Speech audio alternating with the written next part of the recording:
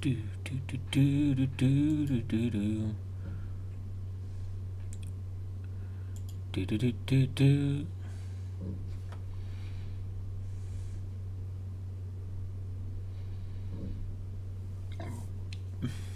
What's up, y'all? I will be back in 1 second. Already abandoning the street.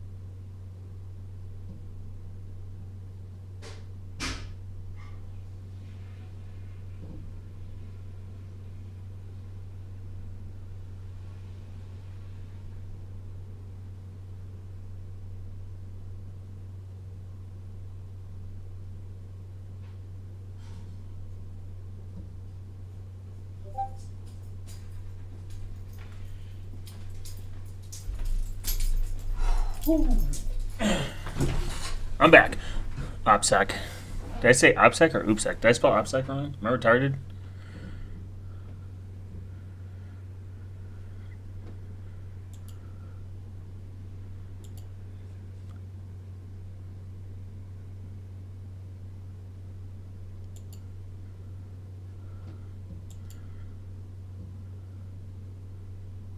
Damn, I did.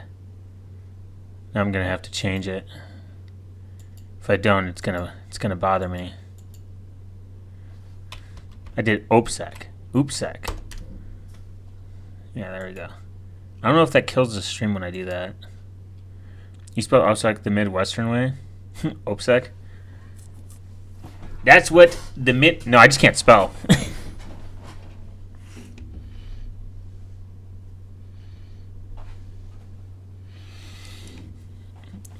Good evening. What up, South Parade Tony? What's up, Coacher?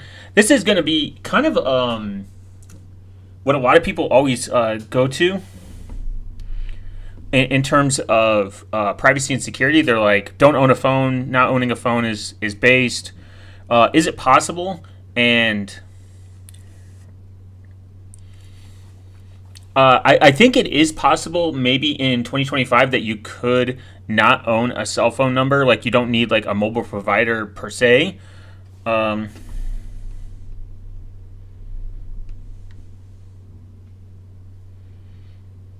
I could say that it's probably not only possible, but we're going to look at some providers out there that they say they give a reasonable amount of privacy and security. You know, heavy quotes around that.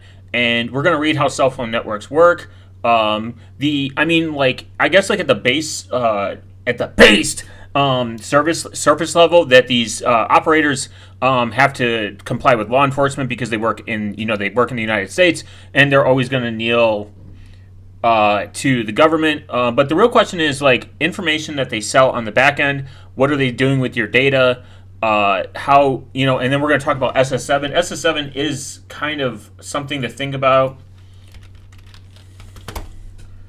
that has been explored before. But if you are going to have a cell phone, a number, how can you lock it down? How can you secure it? What's the quote unquote best provider to have in terms of privacy in perspective? I mean, like, generally you should treat it as like I would say, what do you call it? I would go the route of like how Cubes approaches everything, or like Graphene OS is like every network should be considered hostile and you shouldn't trust them, even if they say that there's zero knowledge, etc., etc. You should just trust like all networks as if you were to give them no trust. You shouldn't trust them at all.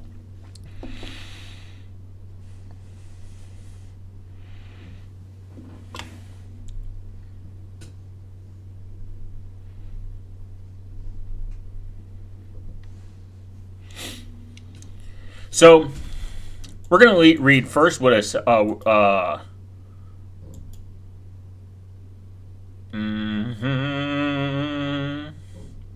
what is a cellular network, how to SDR signal intelligence for hackers, building a low-cost private 4G LTE network, and then we're going to read how the Mexican drug cartel did this themselves. Apparently, in 2025, it is super inexpensive to actually set up your own private 4G, 5G network. It is not impossible. I don't think it's illegal in any jurisdiction in the United States, but your mileage may vary. You should consult a lawyer before you do this, I guess. It's kind of interesting. I think there's... Can you try plumbing the matrix and viewers again? Yeah.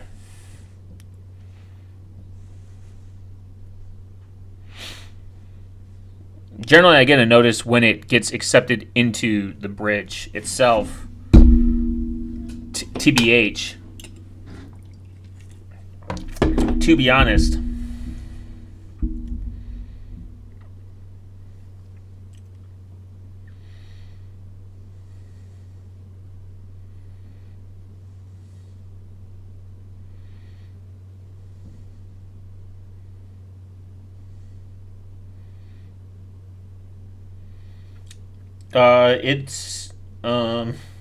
It's still pending.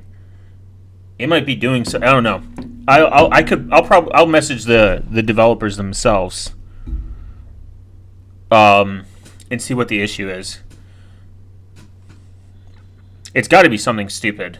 Maybe it's their network is, because it's weird that it got kicked, and then out of nowhere.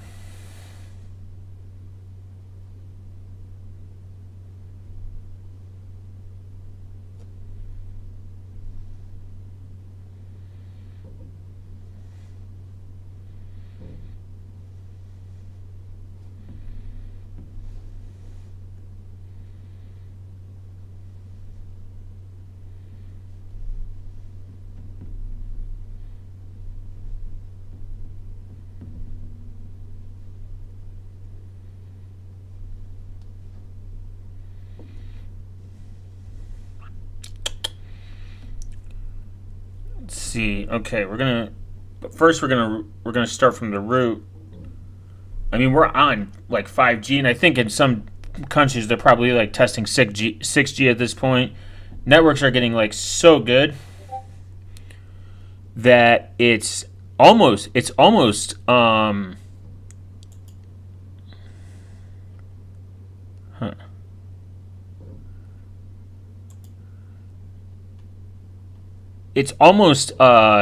you could quite literally run your entire network off 5G. I mean, it's just gotten that good.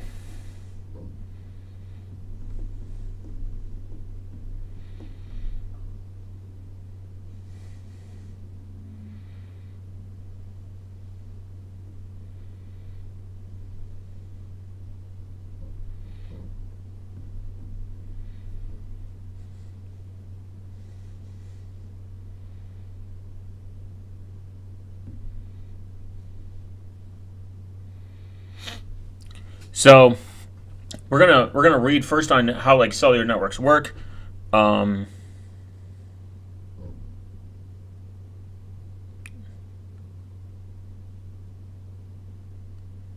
fuck?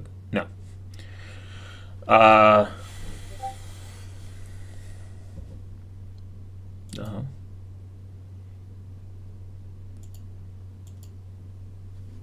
So a cellular network or a mobile network is a telecommunications network where the link from the end nodes is wireless and the network is distributed over land areas called cells.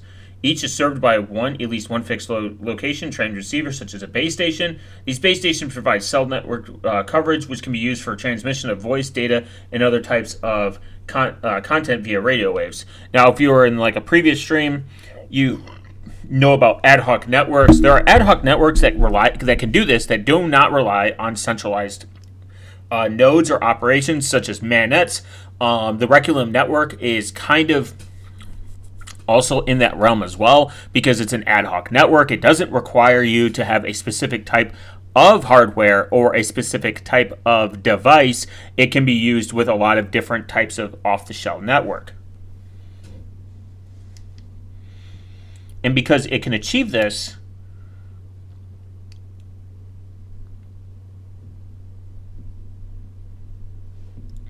we are at the point where, you know, you could say that in like a disastrous area, you could probably somewhat rely on some of these ad hoc networks, etc., etc. When joining these cell providers' radio coverage a wide geographic area, this enables caught a stream for the first time. Oh, nice, awesome. Appreciate you joining.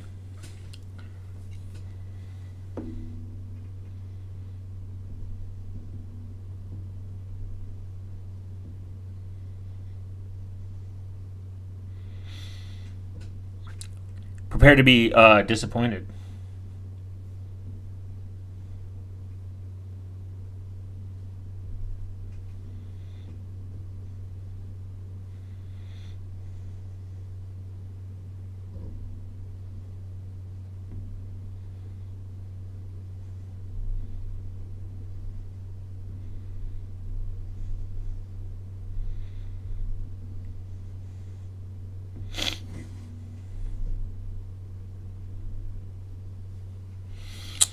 Later, Billy. Billy's probably tired. He's old. He's compiling Gen 2. So, when joining together, cell provides radio coverage over a wide geographical area. This enables numerous devices, including mobile phones, tablets, laptops, equipped with mobile broadband modems and wearable devices. A mobile broadband modem is just a wireless modem, or a cellular modem is a type of modem that allows personal computer or router to receive wireless internet service via mobile broadband connections. It is kind of miraculous if you think about it, when you're just sitting in the middle of like kind of like nowhere and you can just start browsing the internet. No connection, no Wi-Fi, no nothing. It is truly a cool innovation that, you know, society has brought forth us. But now, you know, just because it's cool and just because it's base doesn't mean that it can't be exploited. To communicate with each other, fixed transceivers and telephones anywhere in the network via base stations, even if some devices are moving through more than one cell transmission. The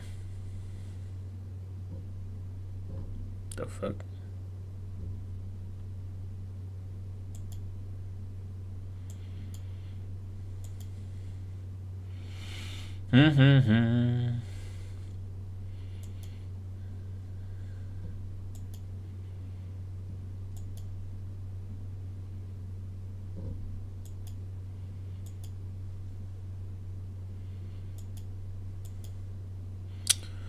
That was gay. And if you think about it, when you're moving through these advanced networks, you're kind of like switching between towers, and even I think there's even a way they want to be able to switch between like Wi-Fi and like cellular networks and like 4G, 5G, like almost instantaneously with no like lag. Pretty interesting. The design of cell networks allow for seamless handover, enabling uninterrupted communication when a device moves from one cell tower to another. That is, you know, if you think about it, pretty cool.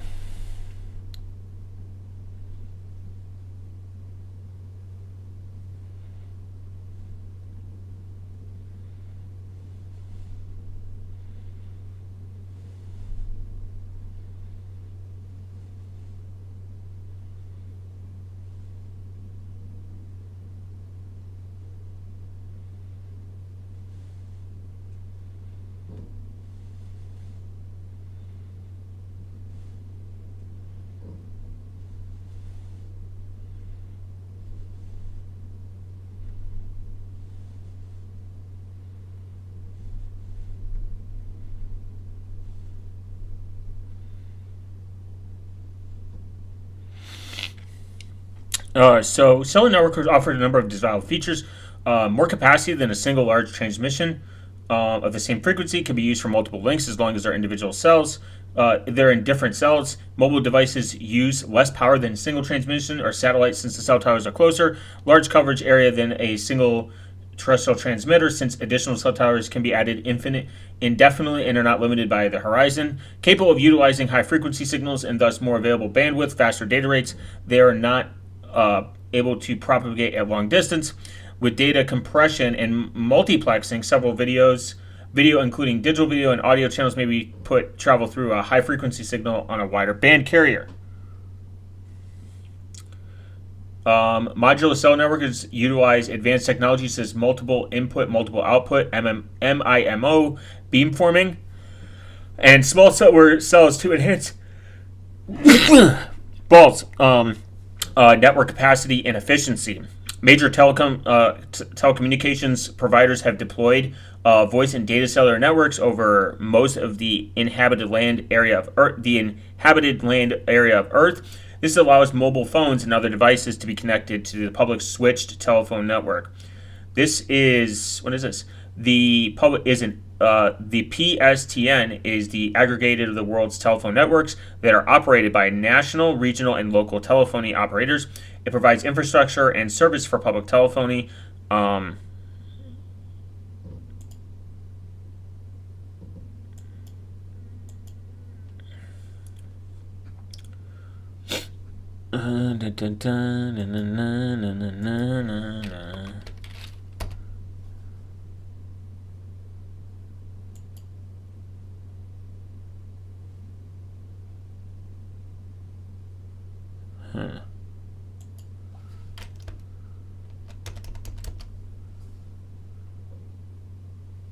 It's interesting.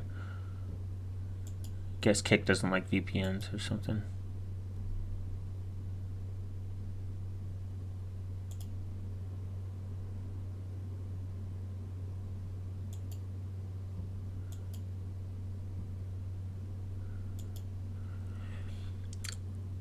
Interesting. So it is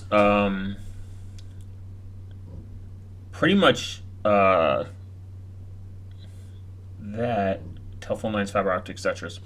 and public internet access. In the additional traditional voice and data service, cellular networks now support Internet of Things applications connecting devices such as smart meters, vehicles, and sensors. Which honestly that's the real problem is that these IoT devices can connect to a cell network, and you might not even know. It might just be a feature that's just you gloss over and don't think about.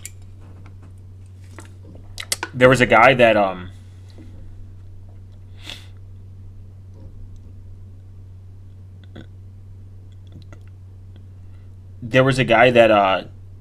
was kind of looking at his like network, and he's like, why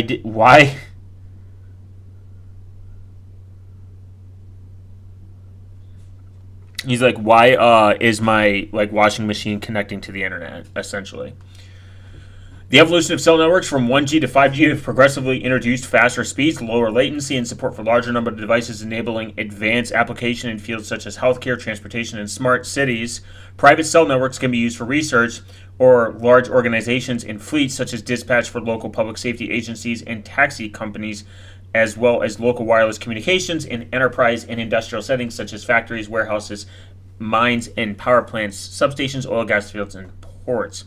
In cellular radio system, a land area is to be supplied with radio service is divided into cells and a pattern dependent on the terrain and reception characteristics. These cell patterns roughly take a form of a regular shape, such as a hexagon, squares or circles through hexagonal cells are conventional. Each of these cells is assigned with multiple frequencies, F1, F6, which have corresponding radio base stations. The group frequencies can be reused in other cells that provide the same frequency, provided that the same frequencies are not used in an adjacent cell, which would cause co-channel interference. The increased capacity in cell networks compared with a network in a single transmitter comes from mobile communication switching system developed by Amos Joel of Bell Labs. So this motherfucker was like, yo, you guys should cook with this. And he's the reason. I guess like the history is the idea of a standard cell phone network was first proposed in 1947, which is fucking crazy. put forward by Douglas H. Ring at Bell Labs, engineer, an internal memo suggesting the development of a cellular telephone system by AT&T. Yeah, that is based, actually. The history is more interesting, to be honest, than anything. Like, when people were thinking about this, fucking, like, before even telephones were telephones, cell phone, not just cell phone, like, landline networks were, like, not super cheap, and they were probably very expensive for a very long time. So you were kind of probably, it wasn't probably universally used. It's kind of like anything. Like, it probably existed, but people didn't have access to said things because it didn't really make sense for it to have wide adoption until it gets, much more affordable, just like cars, etc., etc. First commercial cellular network was the 1G generation, was launched in Japan. Japan on the cell network, by the way, was fucking way advanced. Oh my god, they were ahead of us in the cell network, like the cell phone network, way before us. And they had smaller phones before us. From what I understand from like certain 4chan boards I've read and came across, that in Japan they used to take their cell phones and use them to like play games, like connect to like the PSN network or something like that. Like they would use it as a modem or something to do online gaming. This proposal was put forward, in Japan by Nippon Telegraph and Telephone (NTT) in 1979. Initially, the metropolitan area of Tokyo. However, NTT did not initially commercialize the system. The early launch was motivated by an effort to understand practical cell systems rather than invest to profit from it. In 1981, Nordic Mobile Telephone, based system was created as the first network to cover an entire country. The network was released in 1981, Sweden and Norway, then Finland and Denmark in early 1982. The Televentic, a state-owned corporation responsible for telecommunications in Sweden, launched the system. In September of 1981, Jan Steinbeck, a financier and businessman, launched Comvik, a Swedish telecommunications company. Comvik satellite delivered games. Oh, for real? The original Super Nintendo in Japan had a modem peripheral, if I remember correctly. Satellite delivered game. That's based. Actually, I can't remember the thing.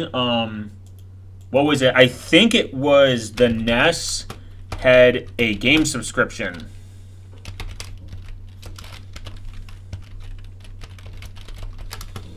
In 1980s, if I remember this correctly, the NES and no, it was it? I'll fact check this later. Nintendo Entertainment. I know I'm not making this up, but I remember there was a video. I think it was Sega. Sega.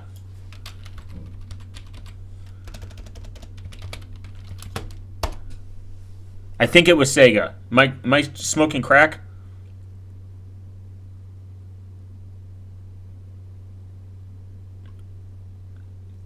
I'm smoking crack somewhere.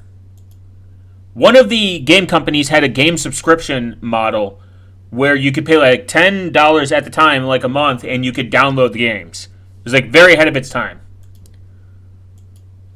Check on carry grade NAT as well. Yeah, carry grade NAT. What is carry grade NAT? We don't know. Yeah, carry grade NAT is pretty interesting. I think that if you want to like self-host, it's actually kind of difficult to get it to work because of like, I believe carrier grade NATs use IPv6 or it's a blocking thing. But yeah, we will look at that. That's cool. Satellite delivered games. Satellite's super cool. I wish it was just more affordable to just launch your own satellite, because I would. According to the sources, Comvik was the first to launch a commercial automatic cellular system before Televert launched its own October 81. However, the time of the new network's release, Swedish Post and Telecom Authority threatened to shut down the system after claiming that the company had used unlicensed automatic satellite view as a subscription service 3. Interesting. I just remember someone delivering games. You could download them to like the console, and it was like $10. I can't remember what. It was like one of those retro fucking channels that you watch, and you're like, wow, that's cool. I'm never gonna remember this, but part of it's gonna be in my core memory. There was a lot of, but I think the concept of Uber is not even new. There was a rideshare service you could rent, or like you could rent cars in like the 30s, and they would come pick you up too, or like something like that. This is like that you could pay like someone to come pick you up in like the 30s, or like you could rent a car and then like died out and then came back. Humans are we're very unoriginal species. We just keep finding shit and redoing it until until it sticks, I guess. Some licensing. It's always a license issue. Intellectual property needs to be abolished.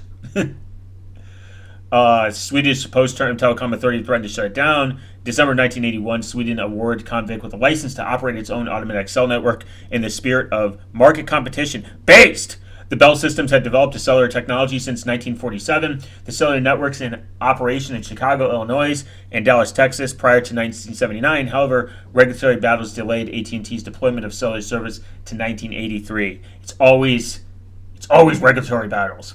When a regional holding company, Illinois Bell first provided cell service. First generation. Think about how much faster shit would be fucking developed if we just figured it out, like just took away some red tape once in a while. Like, I'm not saying all the red tape, but just some red tape. Think about how much more advanced I would have had VR and 3D titties in my face by now, and not have to use the metaverse. Fuck bullshit. But let's see. Bell Systems had developed 47. First generation cell networks technology continued to expand as its reach to the rest of the world. In 1990, Milcom Inc., a telecommunications service provider, strategically partnered with Comviq's. I wonder if these companies even still around. International cell operations to become Milcom International SA. The company went on to establish a 1G systems foothold in Ghana, Africa, under the brand name Mobetel. In 2006, the company's Ghana operations were renamed to Tigo. The wireless revolution began early in the 90s, leading to transmission of analog to digital networks. The MOSFET invented at Bell Labs between 55 and 60 was adapted to cell networks by the early 90s with the wide adoption Power MOSFET, LDMOS, RF amplifier, and RF CMOS RF circuit devices, leading to the development of proliferation of digital wireless mobile networks. The first commercial digital cell network, the 2G generation, was launched in 91. This sparked competition in the sector as new operators changed the incumbent 1G analog network operators. Interesting. Very base, very cool. Call signal encoding. This is kind of interesting how it works. It's broadcasting, imaging, paging, movement to cell, handover. Mobile phone networks. We kind of get the gist. We could read over this. This one is cellular frequency choice in mobile networks. Cell size. Yeah, this is a deep page. See also. The structure of a mobile cellular network seems like it's the network of a radio base station forming the base station subsystem, the core circuit switch network for handling voice calls and text, packet switch network for handling mobile data, the public switch telephone network to connect to subscribers, and the wide telephone network. The network foundation of GSM system networks. There are many functions that are performed by this network in order to make sure customers get their desired service, including mobility management, registration, call-up stuff, and handover. Any phone connected to the network via an RBS, radio base station, at the corner of the corresponding call, in which connects the mobile switching center, MSC. The MSC provides a connection to the public switch telephone network. The link from the phone to the RBS is called an uplink, while the other way is determined a downlink. Radio channel effectively uses the transmission through the use of falling multiplexing and access schemes, heavily frequency division multiple access (FDMA), and time division multiple access (TDMA), core division multiple access (CDMA), and space division multiple access (SDMA). I don't think CDMA is even relevant anymore. I think it's cooked, it's gone, and it's over, which is also kind of interesting in itself. So that's pretty much how like mobile phone works. It's a portable telephone which receives or makes calls through cell sites, base stations, and transmits to towers. Radio waves are used to frequent signals from cell phones. Modern mobile networks use cell radio because radio frequencies are limited to shared resources. Cell sites and handsets change frequencies under computer control and use lower power transmitters that usually limited to number of frequencies can be simultaneously used by many callers with less interference. A cell network is used by the mobile phone operator to achieve both coverage and capacity for the subscribers. Large geographical areas are split into smaller cells to avoid line of sight signal loss and support a large number of active phones in that area. All of the cell sites are connected to telephone exchanges or switches, which can turn connection into the public telephone network. In cities, each cell site may have a range of approximately up to half a mile. While in rural areas, the range could be as much as 5 miles. It is possible in the clear open areas, users may receive signals from cell sites 25 miles away.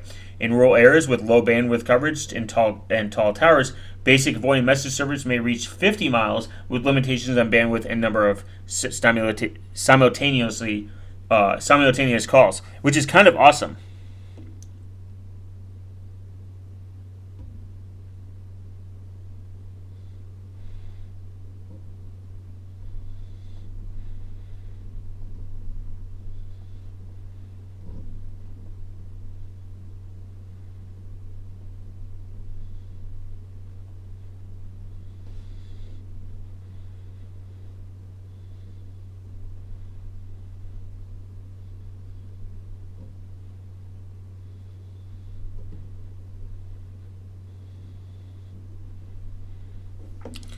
Wow, what an interesting concept. I think, Edge. There are a number of different cellular technologies, including global system for mobile communications, GSM, general packet radio service, GPRS, CDMA1, CDMA 2000, evolution, all this. Edge, I forget evolution. I think Edge is for like people that are like, it's like 2.7 5G and under. Various other names are 2G signal modem phone technology for packet switch data transmission. It's a subset of general packet radio service, GPRS and GSM network, improves upon offering speeds. I think it's like for people that are like in a troubled area and it switches to Edge. I've seen it happen before, where my phone hits the Edge network and I'm like, sweet, I'm edging. WCDM network architecture. Oh, wow. Guys, this is what the phone operators are doing to your phone. They're compromising it in real time. Cool. So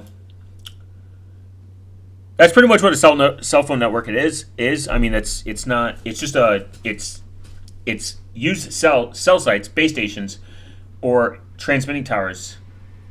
And then radio waves are essentially used to transfer the signals to and from the cell phone. Modern mobile phones networks use cells because what does the G stand for?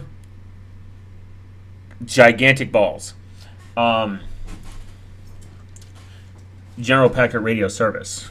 So the fact that you get we have like self-service today, essentially. They have to, kneel to like law enforcement, etc.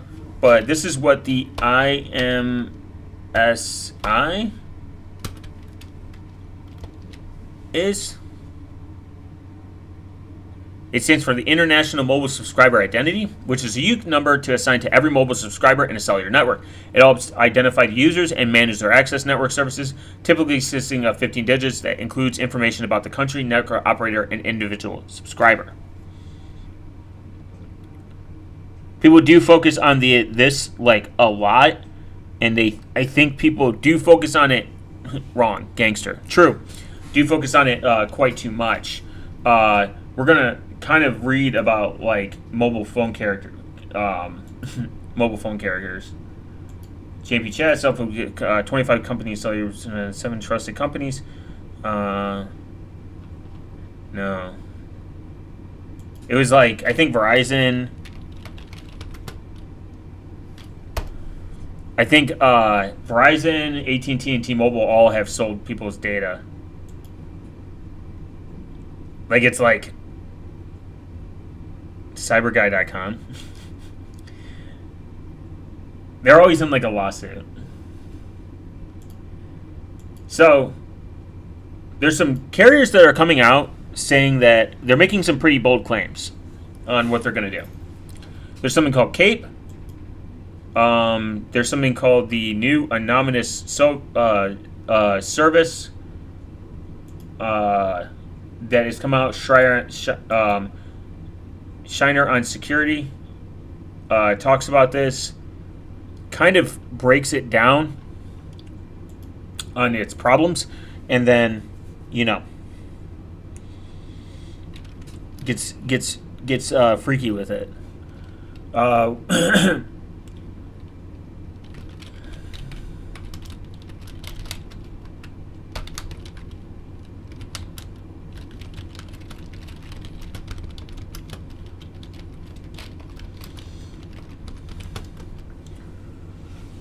What's it called? Yeah. Na na na na na na na na na. Da da da da da da da da.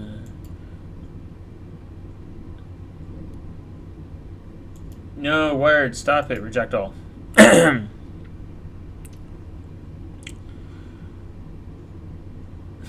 You've read your last free article? No! I think they say that about everything. I've never even been to this website. I don't want to listen. Where's 12-foot ladder when I need it?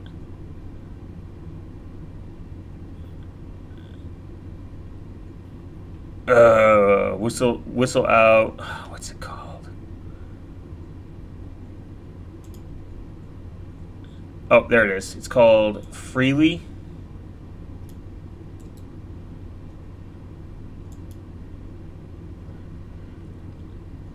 It has no site yet, so.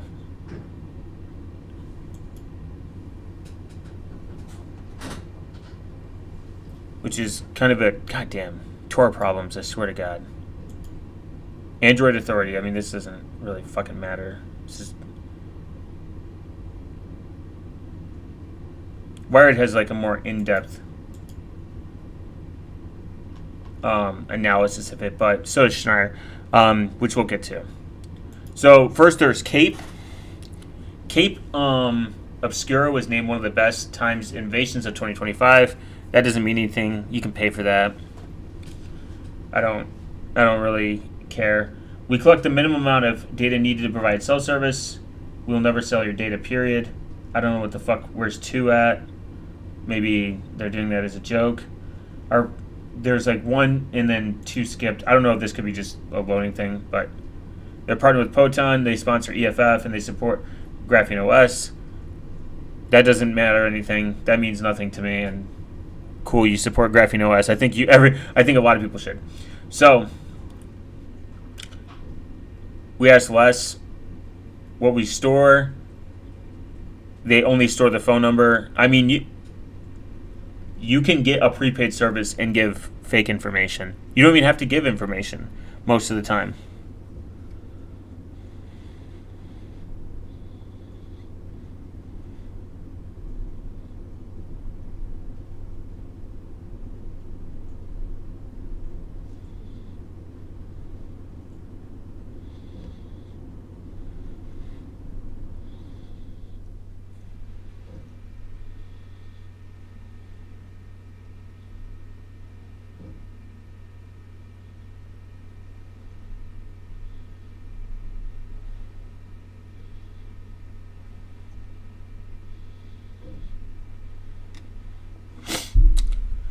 So I mean, but do a lot of these carriers ask for this information? Yes. Like, they ask for your name, your payment info, your ID, your address, your date of birth, your email, your ad ID. I don't know about the ad ID.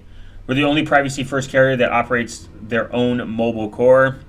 You get more premium nationwide 5G, 4G covered. I want you to look at this price before we even go over it. It's kind of insane. They don't need to verify my browser. They can verify my balls for all I care.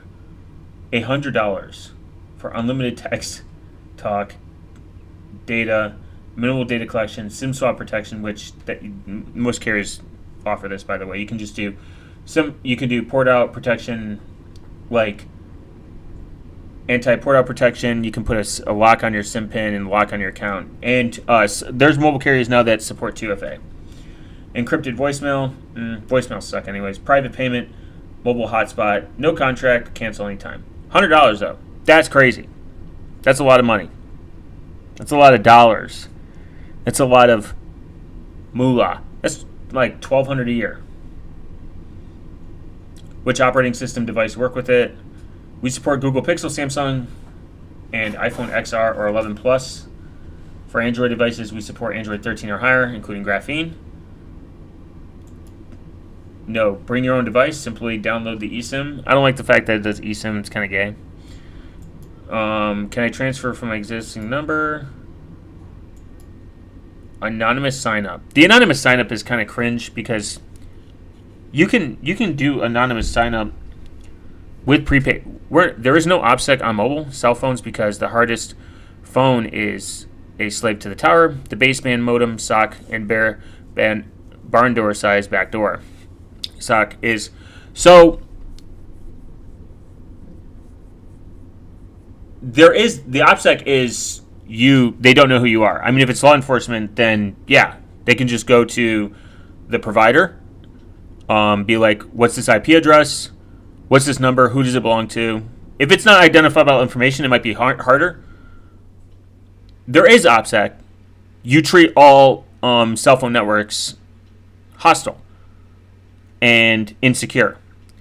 That's why you should use Signal or end-to-end encrypted communications and not rely on SMS, so they can't have any like records of your phone conversations. And there is a level of privacy if you can obtain this, again, anonymously without handing over your information. While yes, law enforcement could find other ways to correlate you, they could find ways to correlate you, but I think the good OPSEC to have is to get a provider that requires none of this information, which already exists. They existed before CAPE. Are these MVOs? Are these like virtual MVOs selling your data? Probably. But if you turn off your location and you keep it, I mean, turning off your location is relatively good at fighting it, especially on Graphene OS, because there is some evidence that it will still collect some identifying information and it'll be sent off to Google and it'll just wait. But it's not really transparent. It depends what version of Android you have, what level of Android you're on. So it's not as clear. It's not a clear-cut answer, and people pretending like it is kind of silly. Like, people think that Graphene OS picks the Google Pixel, and the Google Pixel has a backdoor in it in some insane level, even though it's pretty much all open source. I think people are just like to stretch into. They like to stretch because they don't understand it. Now, if you can 100% live without a cell phone, like a mobile plan, that probably would be the better option. If you could live off Wi-Fi, just hop from network to network and make sure. I mean, Graphene OS supports MAC randomization.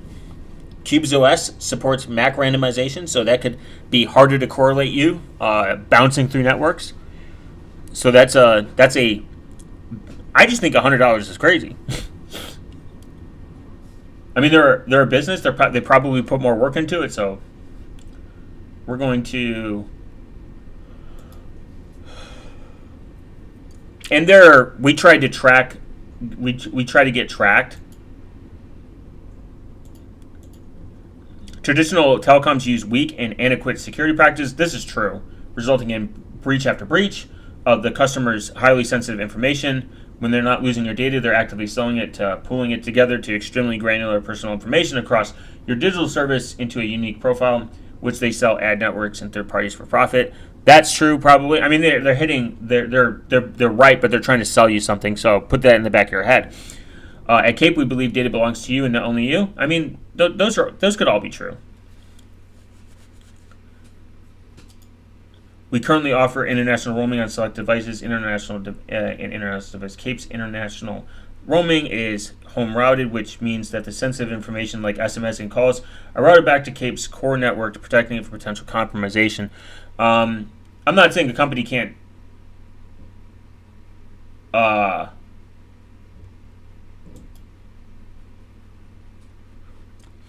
about your privacy and want to make money at the same time. They could do both, but your carrier tracks you. We don't. Most carriers start tracking you the moment you sign up. Once you're connected, nearly everything is tracked. Who you talk to, what you browse. I don't know if they can track what you browse. They might be able to. I mean, there is a, if you use a VPN or like a private DNS server and you maybe use Tor, I don't know. I'd have to really dive deep into like if they can track Tor usage. I mean, obviously, the cell provider could probably track what browsers you use, for the simple fact that they probably use their own DNS server. I'm assuming, so that could be not good. Cape is different. We collect the minimum amount of information necessary to provide our service. No names, no social security numbers, no address. This all makes our onboarding much faster. Any information that we do collect is stored in the minimum amount of time possible, and we never sell your data, period. I mean, cool. Yikes. I mean, there's services that cost $100 and they still selling the data.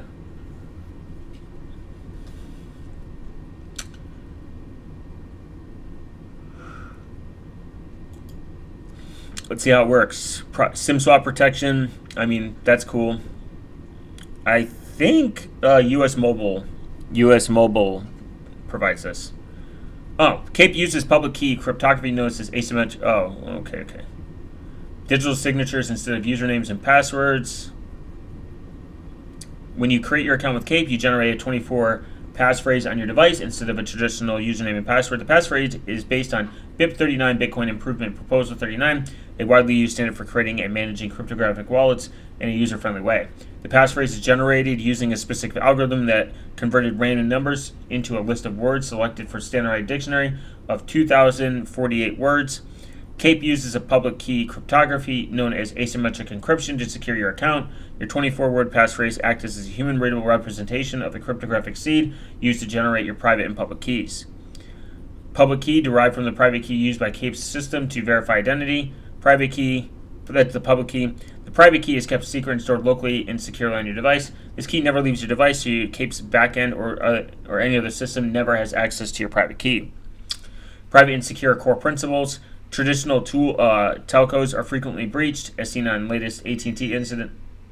We communicate where the communication of records are nearly all their customers were exposed. When they're not losing your data, they're actively selling it, often securing your consent through obscured opt-in barriers and lengthy privacy policies. That is actually probably like my biggest hatred is like you ever like sign up for anything. It's like it's got like 30 pages of shit you got to fucking sign. And you could be signing whatever you want. They could be like, actually, in 130 days, we own your house, or we're gonna put our balls on your fucking feet or something. So you really don't have a choice.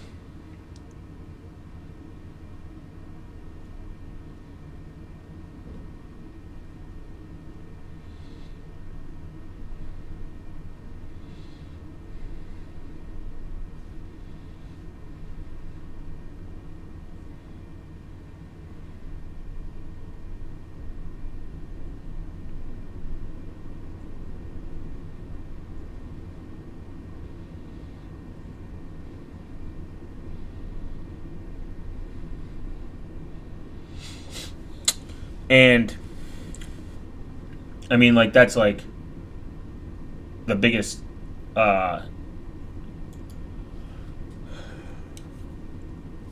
hatred I have. So Cape's core features: everything a carrier should be. Premium nationwide coverage, privacy, security features baked into our core. Enhanced single.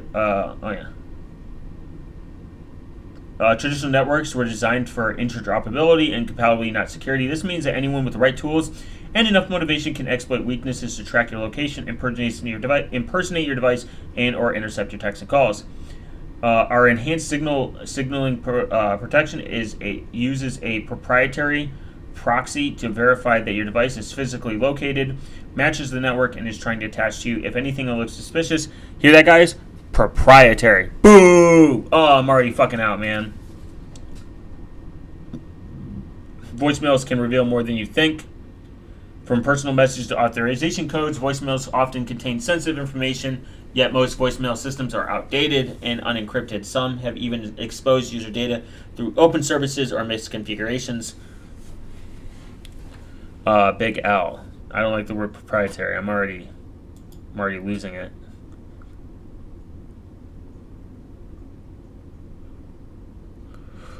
The growing threat of signaling attack. Congressman Ted Lieu's phone was hacked on live TV using SS7 attack as a demonstration on 60 Minutes. Cybersecurity officials have warned 1.3 seconds. I'm out.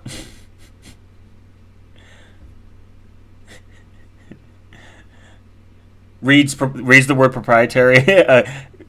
Finds interesting service the word proprietary. I'm out.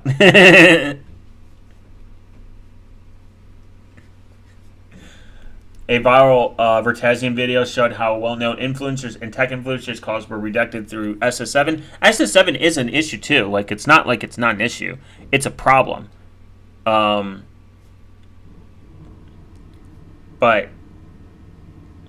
extract unique. I think the IMSI is just not, as people have said that they have found ways to repeat this, change this a subscriber ID, but it's just going to make you look weird on the network and unique if no one else is doing that.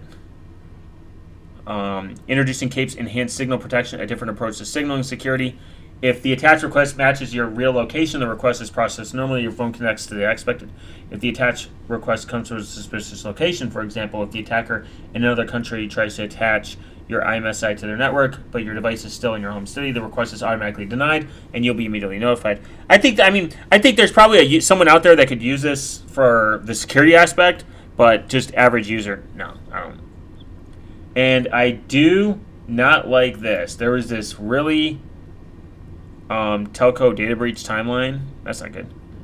Cape supports Graphene OS. Congratulations, you guys grew an IQ point. Built to forget, Cape is a network mobile carrier announcing our open beta with partnership Proton. There was it's so cringy. They're like we tried to track someone with this, we couldn't, or something like that. And I'm like, don't trust us, defense in depth.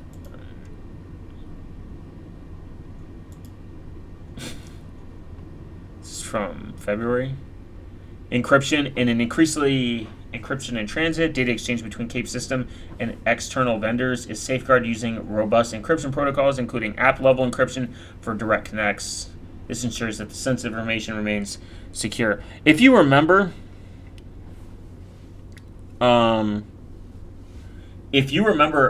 this.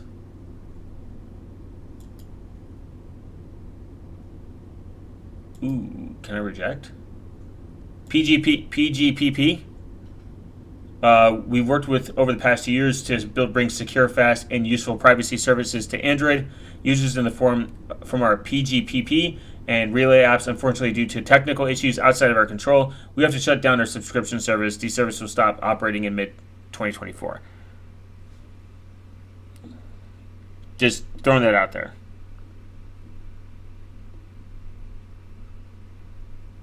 And this is from I think Phil Zimmerman.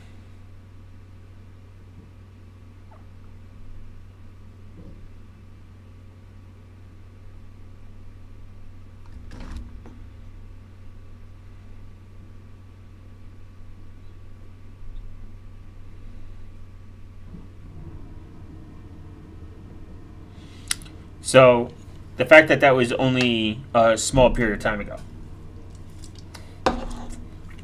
Now, I think your best option is, in general, get a prepaid SIM, pay with cash, pay with Monero, if you can.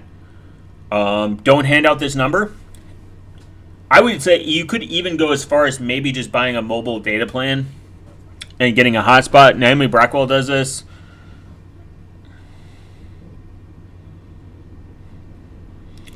That's how she runs it. I think the guy from 404 Media, he doesn't even own a phone.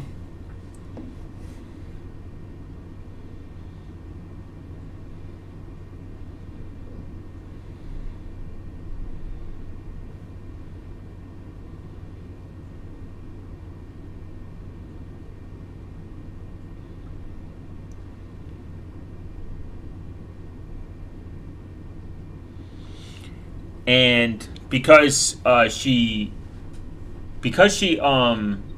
runs it like constantly in airplane mode, and she runs it somewhat like, I guess, like more anonymous than someone who has a phone number. Like you could get a VoIP number.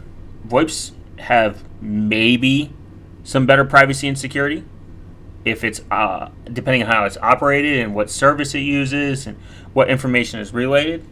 And Michael Bazel's Extreme Privacy Guide, he opted for Twilio, but said that they got bought by a shady company, so it's not really good. But you could use like MySudo or something else. MySudo does comply with the government though. They complied with the UK government with IDs. So if you don't live in Freedomville over here, your better option is probably not them.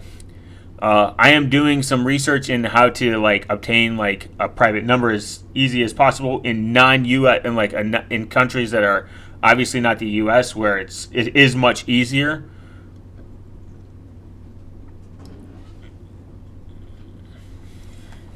And it doesn't look good. The Invisive like pretty much shut down like over a year ago. So just keep that in mind. There is this new. I'm gonna go over what this is, and then Schneier and Security has something.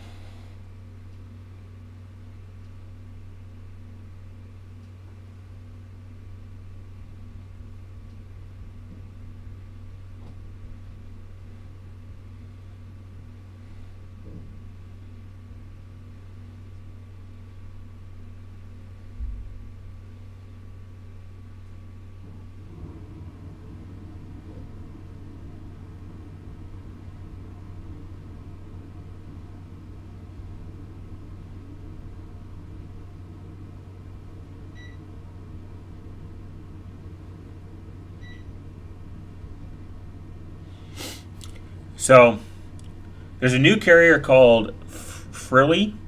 Is launching with the mission of providing reliable phone service while collecting minimal personal data through custom architecture. Frilly only requires a zip4 code, username, and payment method, including credit cards, cryptocurrencies to sign up, eliminating credit checks and extensive paperwork. Frilly offers 5 month-to-month contract fee plans ranging from 25 for 2 gigs, by the way, that's crazy, and 85 for 40 gigs, which is also crazy. You could just get like a data plan cheaper. Plus, you could get a data-only plan from Tello that works on mobile hotspots, by the way, tested. Tello. All they ask for is, I mean, they don't do cryptocurrency, but all they fucking ask for is like your zip code and a username and password. You can just fake all the information. Who cares?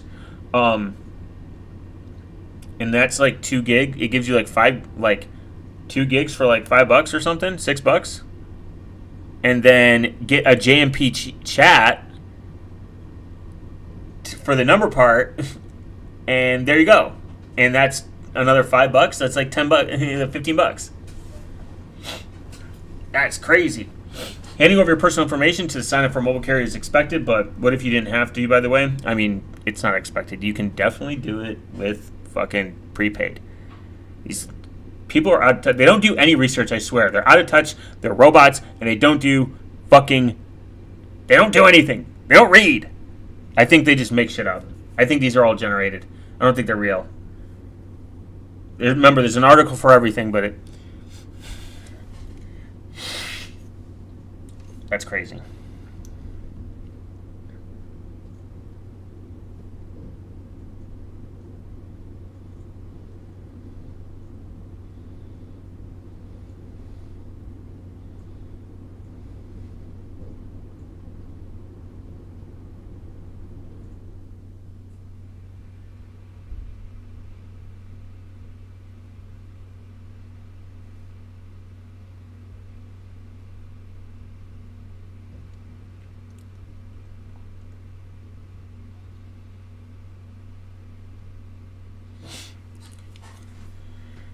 Offers 5-month contract. I mean, and then prepaid obviously is fucking contract free. A new MVNO called Freely is launching today, and its mission. It says it's launching today, but there's no fucking website.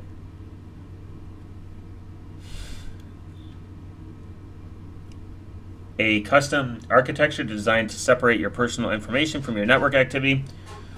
It means that they can run this network without needing to know everything about you.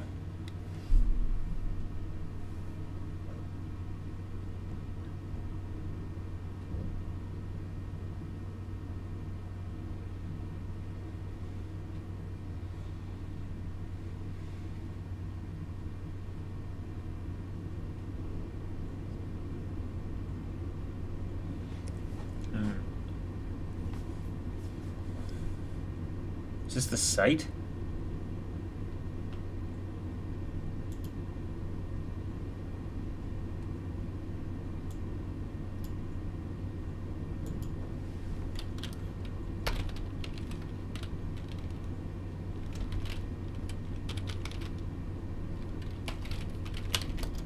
Why doesn't this site come up? Unless they have early access to it.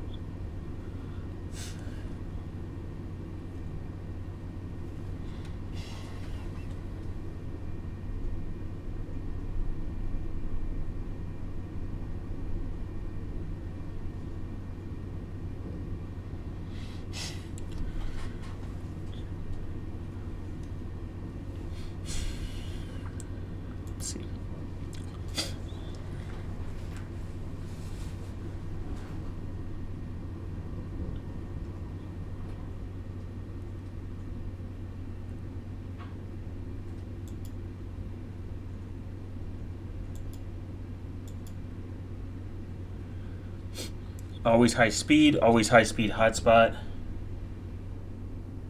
Only paid for data at $20 per 5 gigs. What the fuck? Unlimited international calling and SMS to 90 destinations. That's kind of cool. 5 gigs of high speed data, simple and reliable for lighter use. Oh, that's the flex. This is 30. That's still kind of line. International roaming with the world's top travel spots. That's kind of cool. Limited hotspot data, unlimited data, talk and text. $50. That's crazy. What's unlimited talk, text, unlimited data for heavy users who never want to think twice about usage. Built for all day, every day.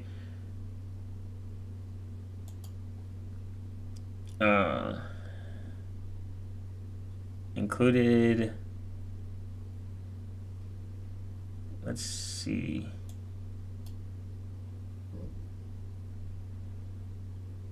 There we go. Our company is built around privacy as core commitment, and we have designed our services from the ground up to sake of privacy.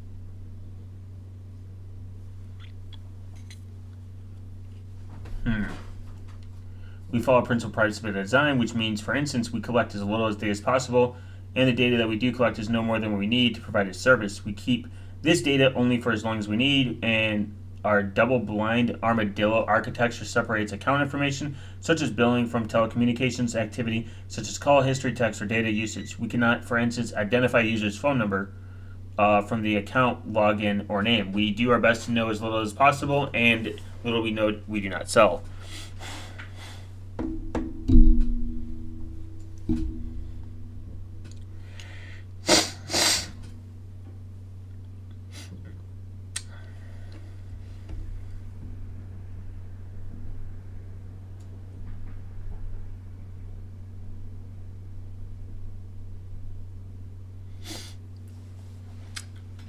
Huh. That's interesting.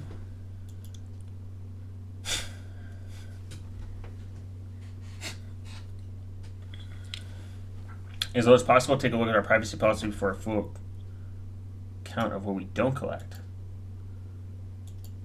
The privacy design, what information is required to sign up. Zip code to verify your user's residency, to determine enough about you, your location, to screen about your location, to screen for viable network coverage, and determine which local entities will release. Use my data for advertising. Well, of course, they're not going to say yeah.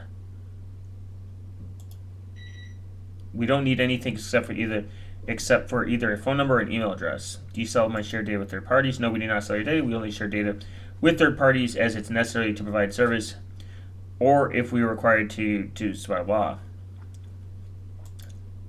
Yes, we do not require this. Huh. That's interesting. What the fuck? We found something wrong.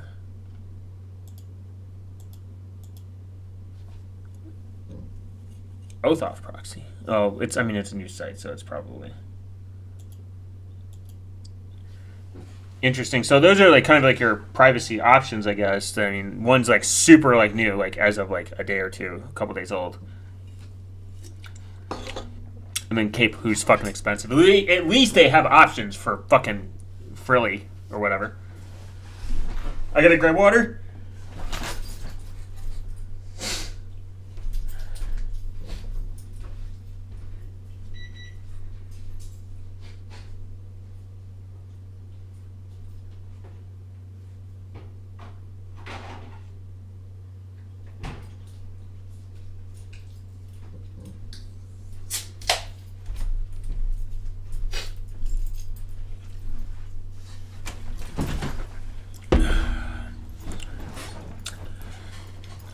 I mean, it doesn't seem like there's much of an option when it comes to this. I mean, like you have what?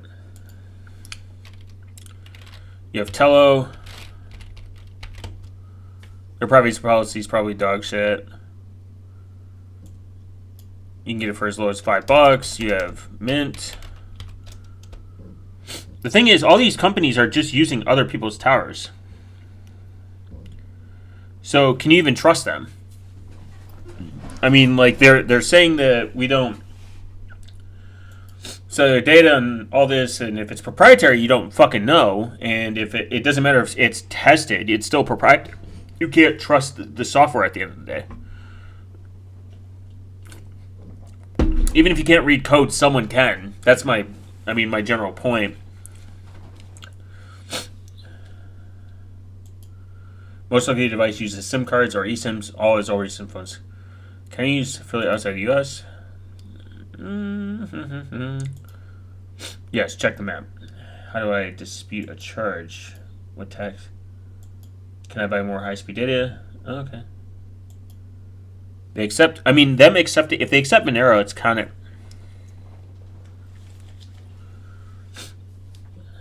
How to pay my bill? Did this motherfucker not use JavaScript? We'll find out. I'll see if I can. If I can use this without JavaScript.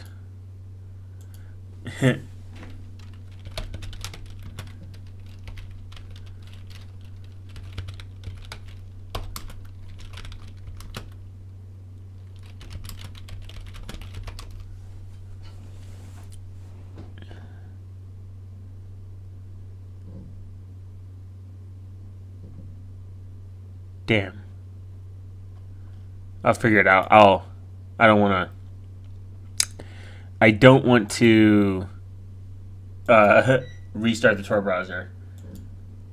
But we'll find out. We'll find out. I will let you know that. What is it? What's the track phone supports Tor? You using Tor? Tello does not, from experience.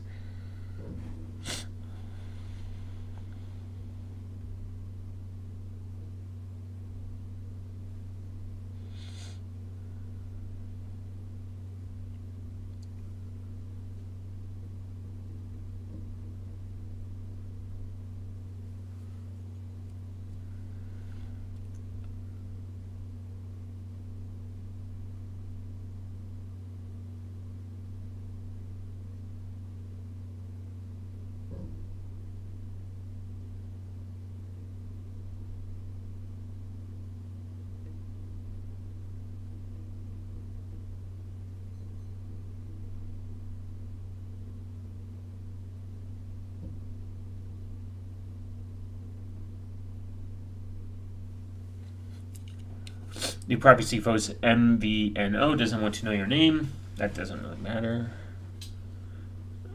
Nicholas Murray is best known for fighting the FBI surveillance order for more than a decade. He has now launched Frilly, a new mobile carrier that lets you sign up with nothing more than your zip code. A Wired report pronounced Freely runs on T-Mobile's network. Oh my god.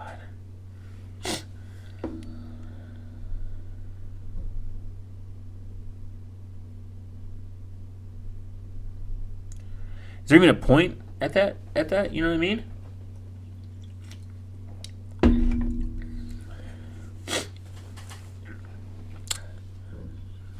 Your payments from the new MVO are handled through a system merely called double-blinded armadillo, which uses zero knowledge and cryptography to confirm that you paid without trying your card line and can also use privacy cryptocurrencies like Zcash, which is not, and Monero, which is based and cool. Otherwise, you can download the eSIM directly through a Tor-hosted site. Nice. That's kind of cool. Okay, but let's see what Schneier on security thinks. This man has a high IQ, I think. First off, I'm not saying this is a bad idea, but there are gotchas with all such systems that people are not just aware of, but know how to mitigate to an anticipated level. So, with regards to, allows you to sign up with just a zip code. The question is just how anonymous is a zip code? The answer is unsurprisingly not varied. It was something that Professor Ross Anderson spent some time considering with the UK equivalent of a postcode.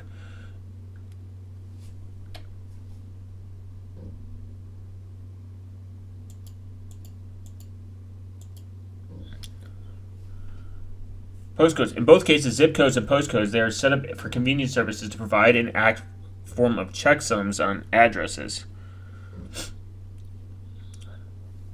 Like Social Security numbers, they get used by other purposes than they were not originally intended, thus suffer from organic growth, and the consequences equivalent to a weed-infested flower bed is in a seriously overgrown garden. From personal experience, I know a UK postcode that only had one occupied property in it due to the main turning the rest of it into brownfield site by bulldozer.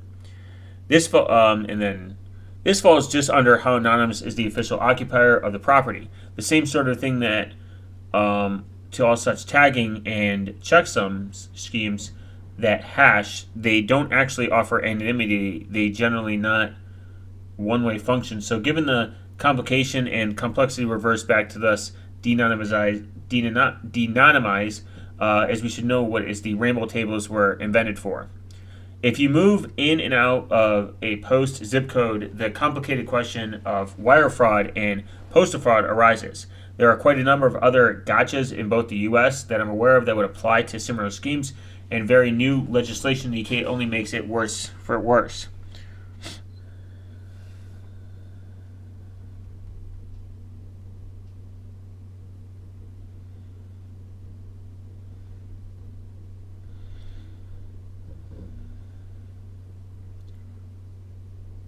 Yikes.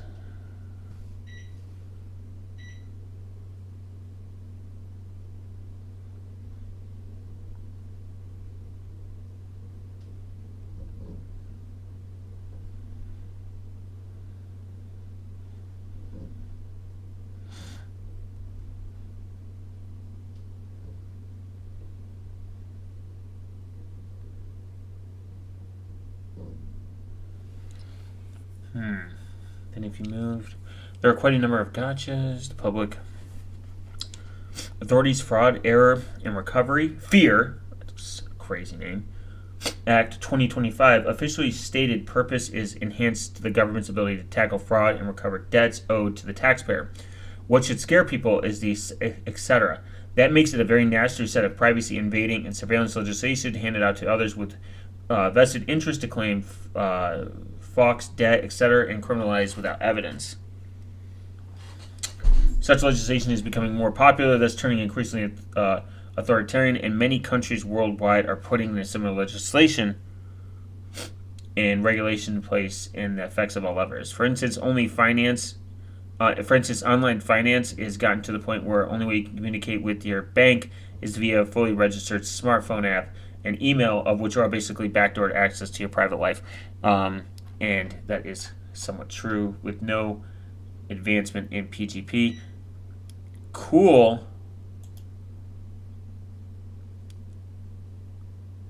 Wired, let me read this? Okay. Cool, I can. No.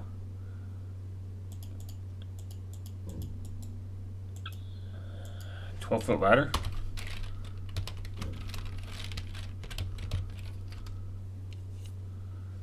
If it allows Tor uses, that's kind of cool. Not gonna cap on that one.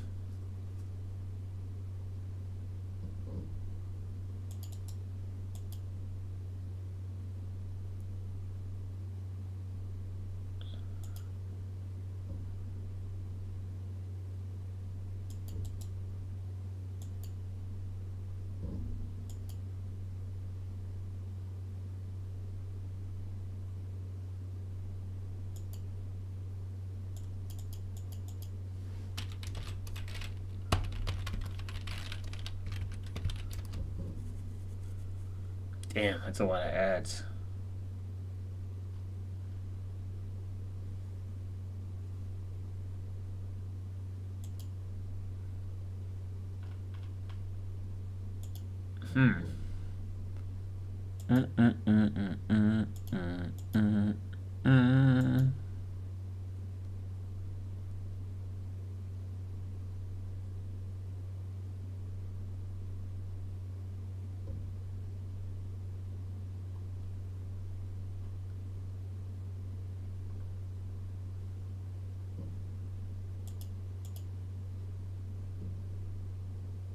Oh.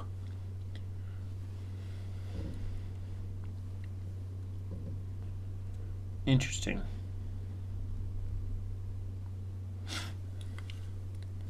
That's not really a thing, but this is an interesting service. No.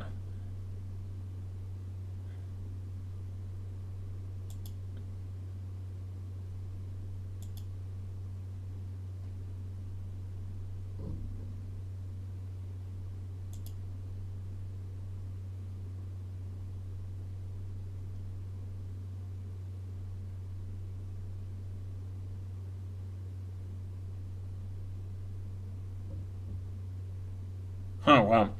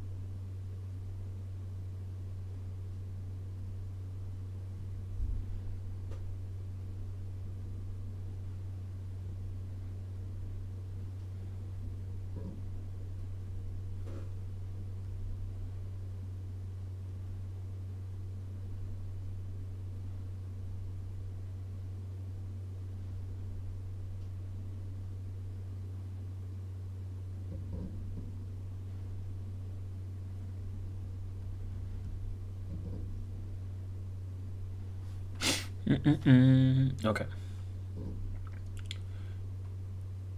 Interesting.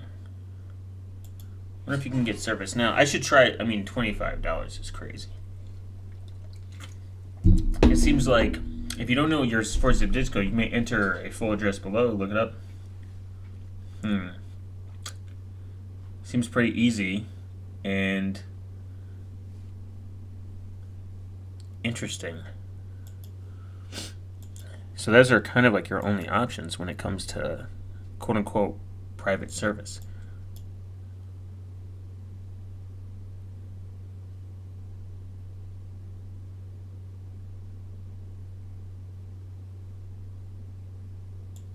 Huh.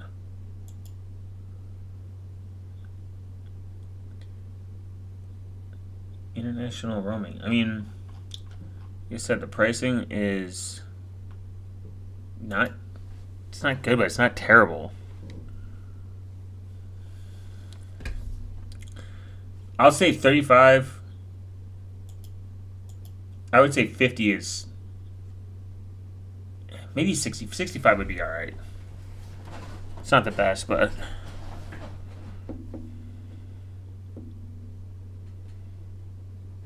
it's not the best, but it's 20 gigs is pretty good. I would just do 15 gigs, $15 more. I'd just do the 20 gigs. Yeah, it's a lot though. I should go the mobile network route. Use prepaid debit cards with Monero. If they had a mobile only plan, like mobile, maybe it'll get there. Maybe they'll have a mobile data only that will work with a hotspot. I wonder. I should test this. It does have unlimited. I would like to. I have a hotspot.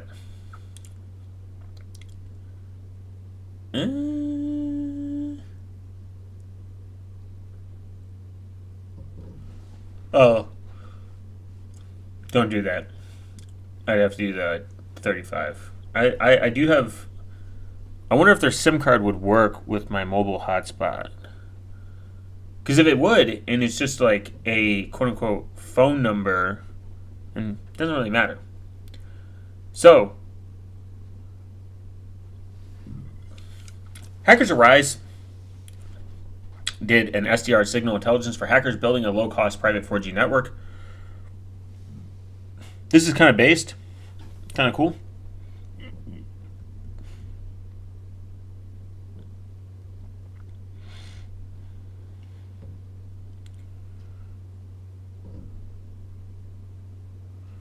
And quite interesting, actually.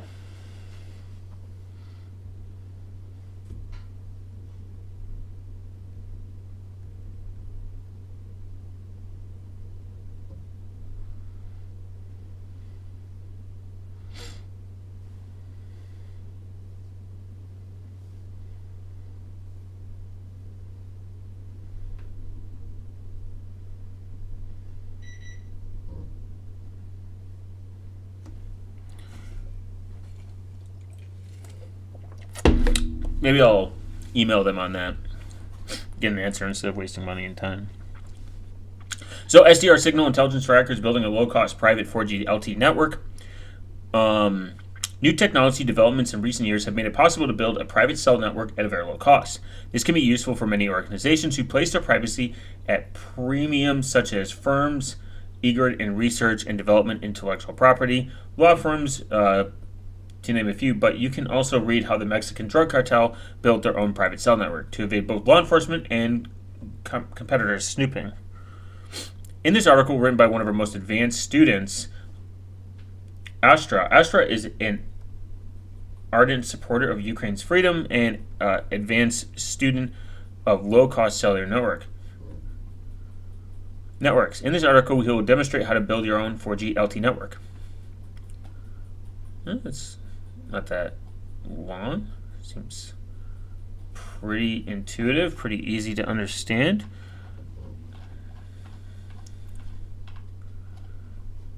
Oh, that seems very inexpensive. What it takes to get your How LTE works? Oh, LTE networks. The concept of a private LTE is not new. There are ready-made solutions that allow you to lease frequencies and deploy such networks in enterprise, but of course, all the equipment is not suitable for one-time testing experience, so we will launch a network based on SDR. In the world of open source, Stack GSM is ruled by Osmocom. Then here in 4G LTE, the doubled ladder is a SRS brand. This is completely open source software within the minimum configuration that allows launching this kind of network.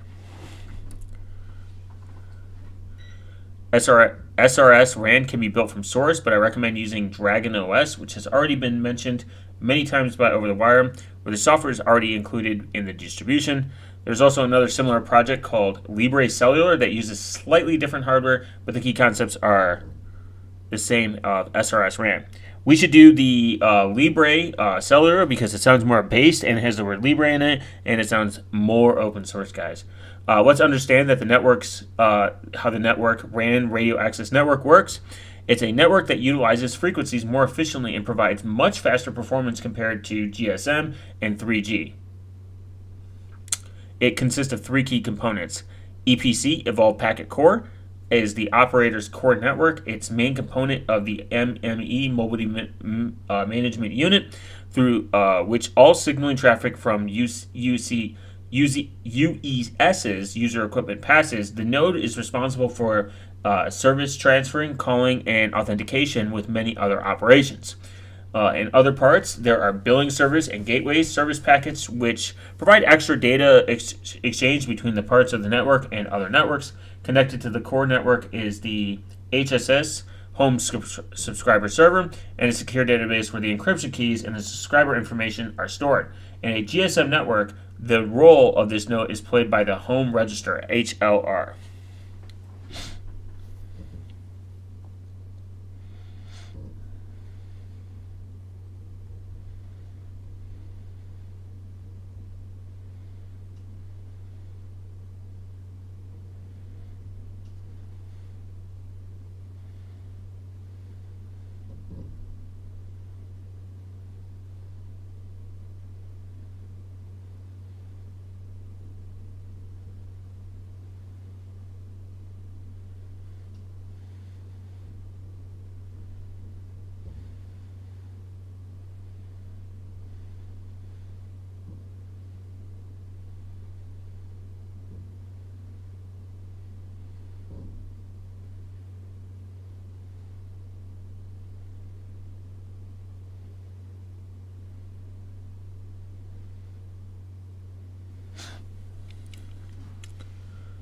Another component is the ENBS EN node B. These are base stations, LT operators in the wide range of frequencies.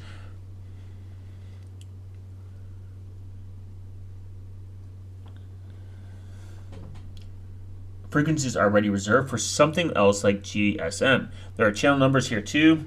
The E ultra, absolute radio frequency channel number. The whole spectrum of frequencies is divided into broad sections, LTE bands, the choice of which differs from country to country. Finally, the third component is the UE. Do you plan on creating your own kind of opsec Bible with the things you think is based and cool, maybe even safer? Yeah, that'd be kind of cool. It'd be kind of interesting to do, actually. But I would have to do like a lot more research. I hate writing sometimes. I mean, I kind of force myself to write, but I do hate writing. But it'd be cool, like, for me to, like, maybe write a mini opsec Bible, I guess.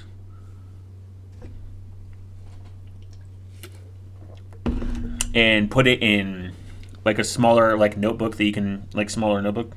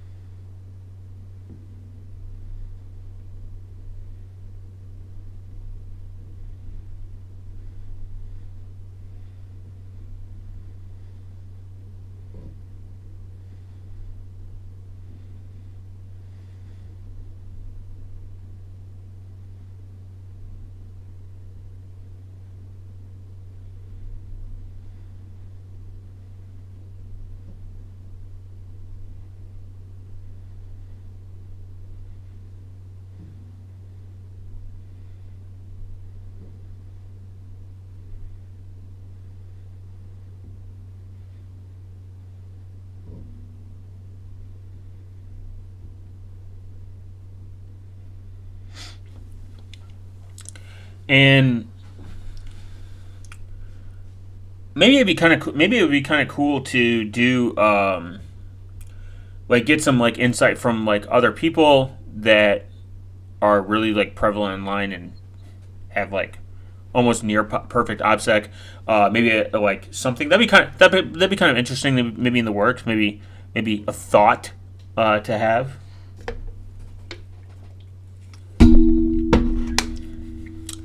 I do like Michael Basil's book. It's just very dense. It's very dense. And Michael Basil even himself said that it's not, and this is probably true, and I hate to say it, it's very expensive to be private. Actually, to be actually private and obtain a high level of privacy, it is not a person that has financial struggles game. You can do only so much without having a boatload of money, and it is unfortunate. The unfortunate reality, because we don't have any data protection laws and we don't have anything that actually protects users' privacies and citizens' privacies, to a certain degree, to almost any degree, actually. It is not financially an inexpensive thing to do. You have to have money and time. Not just time. You have to have both. You can't have just one and be like, oh, like, sure, you could just be like, well, just turn off the internet, throw your phone out, don't do everything in cash, blah, blah, blah. But once you buy a house, guess what? It's all public record. Unless you want to rent for the rest of your life and you have a really cool landlord that's willing to not put any of your information on the house. But again, you have to have near perfect opsec, and you would have to know your landlord. And utility companies alone require you to give you require to give you them your personal information. I am not aware of any utility company in the United States, which is insane to me, that doesn't require personal information. That's crazy. To me, that's fucking crazy. And I honestly don't think that there's even a reason to have public record of private citizens' house like information. That should be, I don't know. I have a different perspective on it.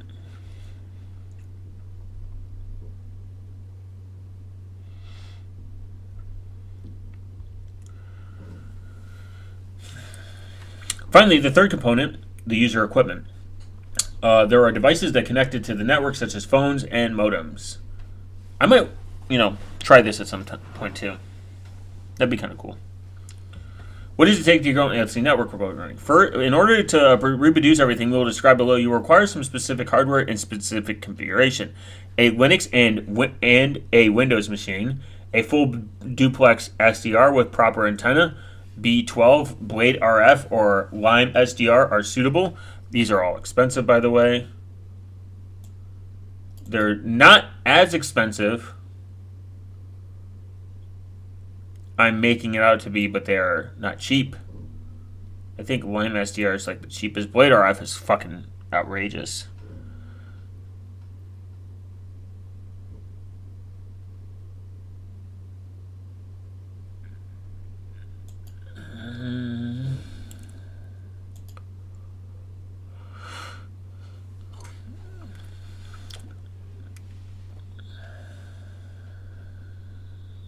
I don't know if I can.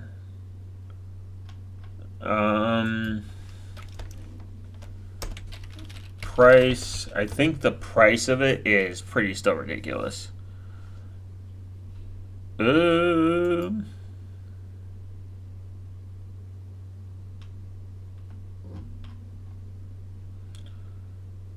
Yeah, this shit ain't cheap, baby.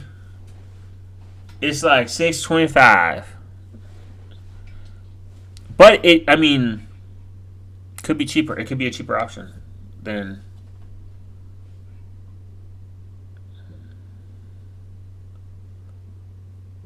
Lime Microsystems. Interesting. USDR, a very tiny signal that it can operate easily using a remote. That's kind of cool. a hardware-based USB 2 monitoring trigger platform controlled for Python. Boo! I hate Python right now.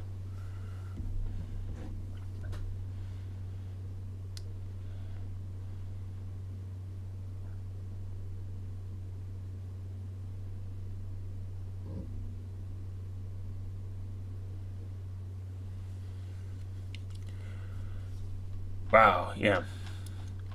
But God, I fucking love crowdsource. Rust development? Oh, never mind. I think they're on 2.0 though. Yeah.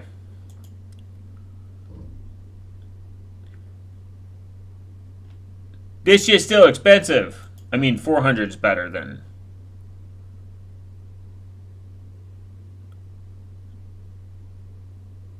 400 is better than fucking 600. So, I guess a win is a win. A SIM card reader, programmable LTE US SIM cards, Android smartphone. Boot into Dragon OS. By the way, I use Dragon OS. Not a fan of it. Kind of goofy.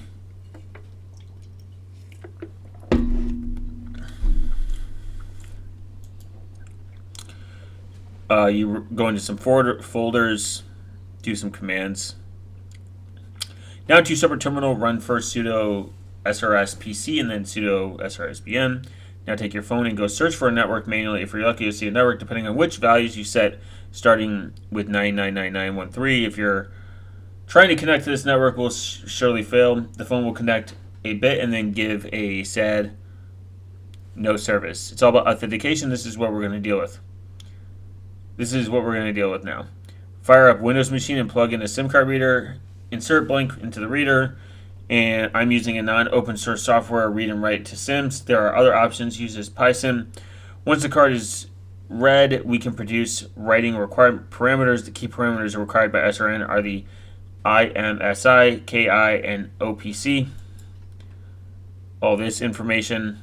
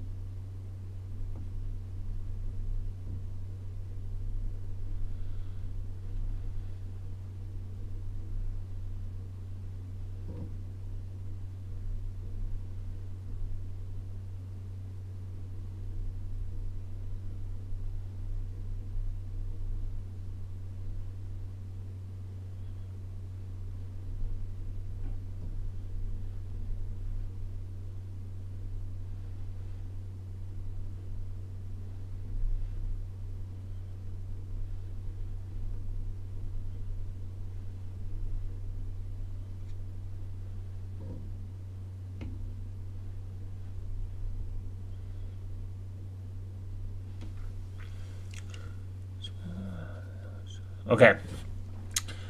Trees equal home network, meaning the device won't consider itself roaming when connected to them. The field could be useful, for example, when operators merge, allowing it each. Interesting. Some more commands, and then this looks like FPLM is a list of forbidden PLMs that device should not automatically attempt to register with. This can be used to avoid all specific local public mobile networks. Shit looks old. If everything was correctly set up, you should insert your programmed SIM card into your smartphone. You should be able to see something like this, a network parameter. Astra.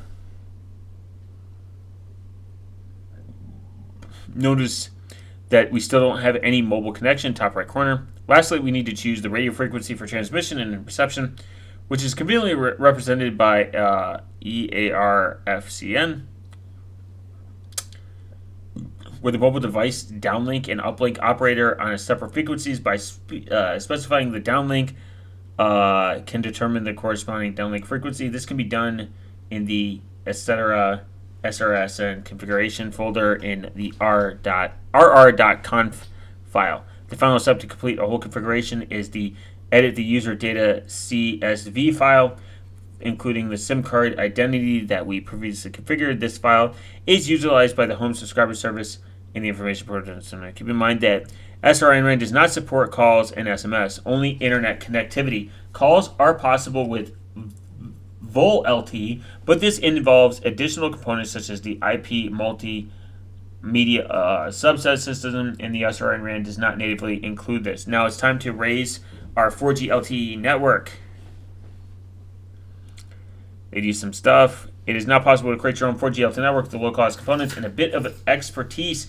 These networks can be invaluable to those who place in high priority privacy confidentiality. Key competition, competitors, or nation-state actors may be inside your mobile carrier system.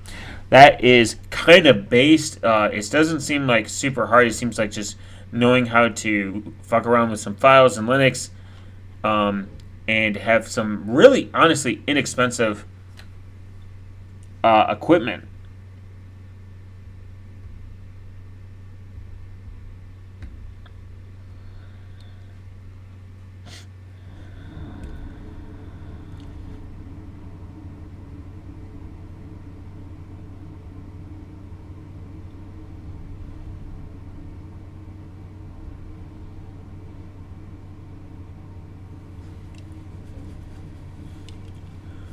But we're gonna learn some mobile hacking. How the Mexican drug cartels built their own cellular infrastructure to avoid surveillance. Remember, it's always been out there in the open to probably how to do this. It's just how can I do it and what should I do to do it? And if you have infinite money, you can ask to someone to do it.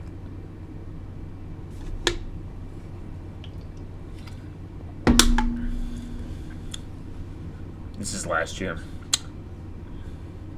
Mobile hacking can take many forms. It can entail any of the following. A hacker against a singular phone, such as Pegasus, may allow some oopsies. You can build your own entire mobile telecom system to avoid surveillance detection. An attack against mobile infrastructure, such as SS7, Chinese hackers have recently compromised the entire U.S. telecom system using SS7.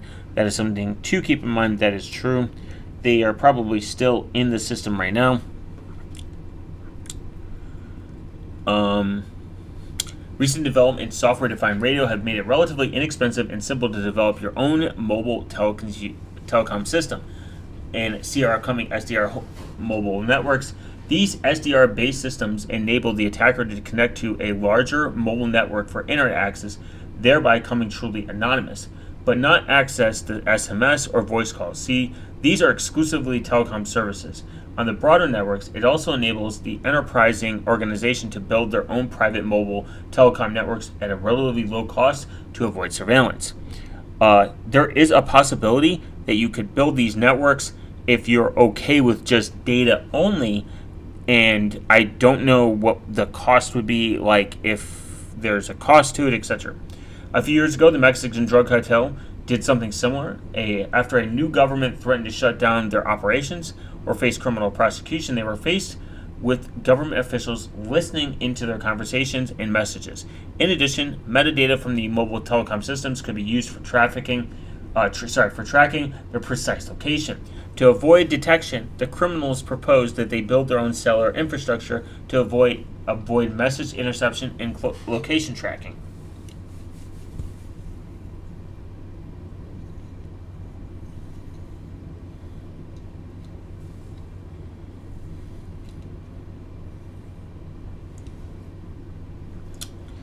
Even with the organization flush with cash from selling various drugs into the U.S., the cartels have been known to bribe high government officials with hundreds of millions of dollars. The plan to build a separate cellular net telecom system was audacious and expensive. Recent technologies developments have reduced the cost factor of 1,000x. This will likely lead to other legal and illegal organizations building their own private telecom networks to guarantee privacy.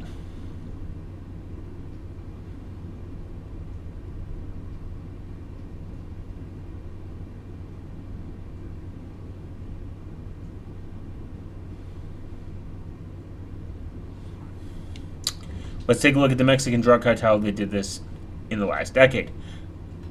In the complex topography of Mexico's borderlands, Criminal organizations have developed telecommunications infrastructure that rivals military-grade communication systems in sophistication. The article examines origins and motivation. The emergence of cartel communications can be traced to a private moment in the Mexican history in Mexican history in 2007. President Philip, I'm not going to pretend I can say that word, administration launched an unprecedented offensive attack against drug trafficking organizations. A cornerstone in the strategy was enhanced surveillance of commercial communication networks aimed at disrupting cartel operations.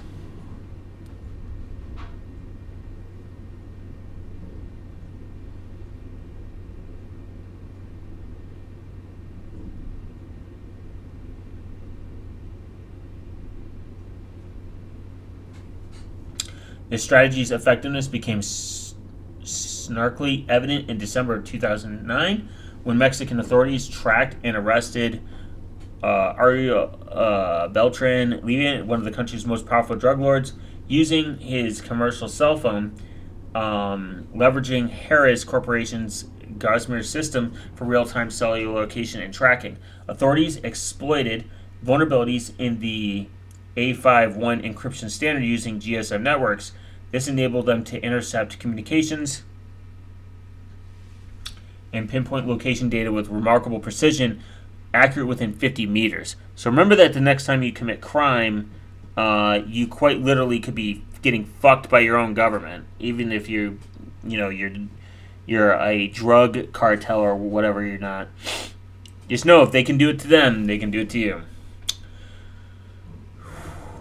The compromise of commercial communication networks exposed the critical vulnerabilities in the cartels could no longer ignore in response to Los Entes, and a cartel founded by former military special forces operations, spearheaded the development of independent communication infrastructure. That's crazy. A cartel formed by former military operations.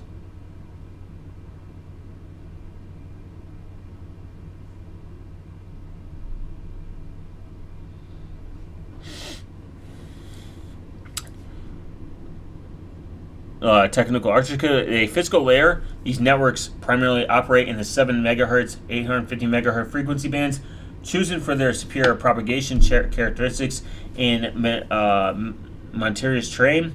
A system discovered in Solace in 2019 demonstrated the use of terrestrial trunk radio protocols, typically used in emergency service communications, modified to work with commercial cellular hardware.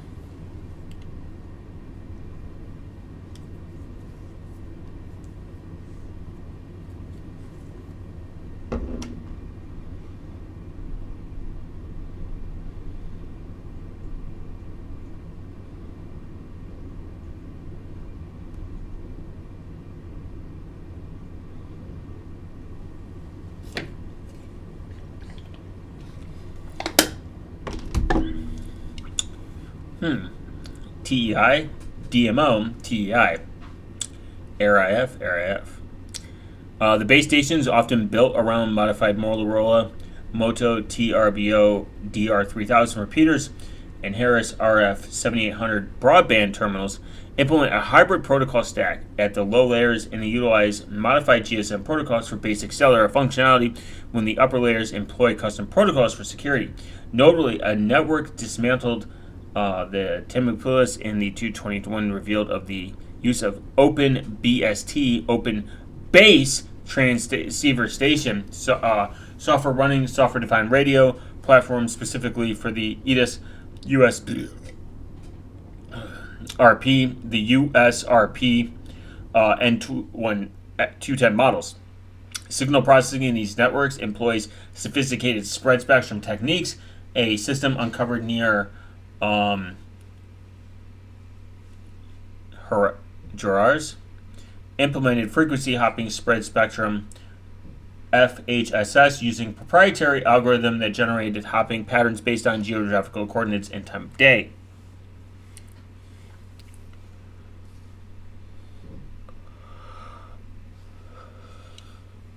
The encryption architecture in modern cartel networks implements multiple layers of security. At the link layer, networks typically employ modified A53 encryption, the protocol originally developed for 3G networks, but with custom modifications to the key generation algorithm. This is supplemented by application layer encryption using the combination of AES 256 in GCM mode and custom elliptic curve cryptography, which is, we learned about elliptic curve. It is based, it is still around, and it is cool.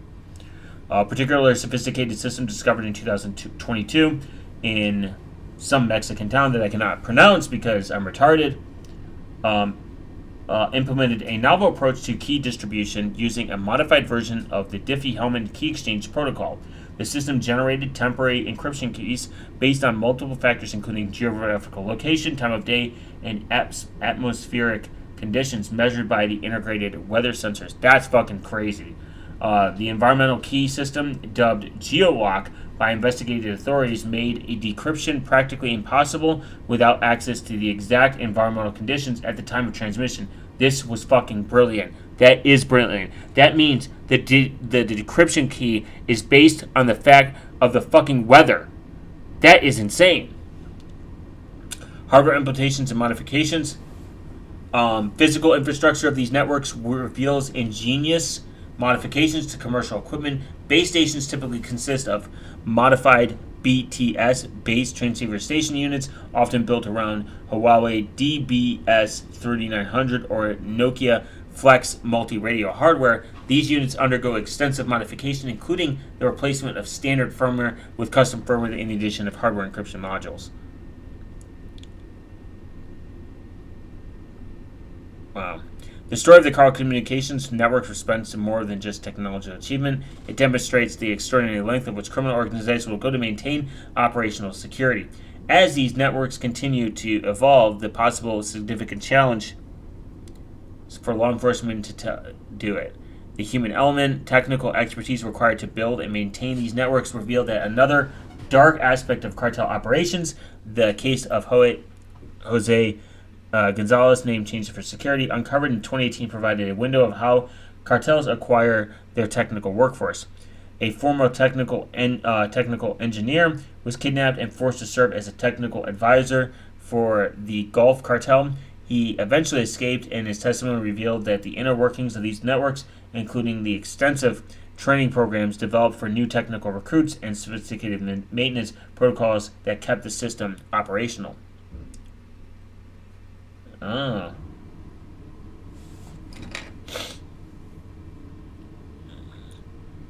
Digital radio frequency memory. Court surveillance system employs a range of electronics warfare, including some other shit. That is crazy. Very cool stuff. Very based, actually, and very awesome. Very loved and cool to know that your mobile network has probably been compromised, and you should probably move into the woods and throw your stuff out, because there is definitely bugs under your skin kind of mentality when it comes to these networks. Alright guys, I've given an hour and 47 minutes of my time. That is going to be the end of the stream. We have learned what a network is, and most importantly, that you should probably trust none of these networks. Maybe this is a cool idea, but called Freely. Cape seems like it's out of touch and very expensive, kind of lame. Not really the best practice in my opinion. I would recommend you go and pay with cash or Monero if you can for your cell provider, so that you can look at funny, spicy memes on the internet via mobile data. Don't forget to look up on the dictionary if it's data or data. Remember to comment so that YouTube not only knows that I'm a real person and I love their platform to the end of time. Make sure that you dig yourself a nice 7-foot hole and put all your beans in there so that you can grow a magic tree. I will see you guys in the next video.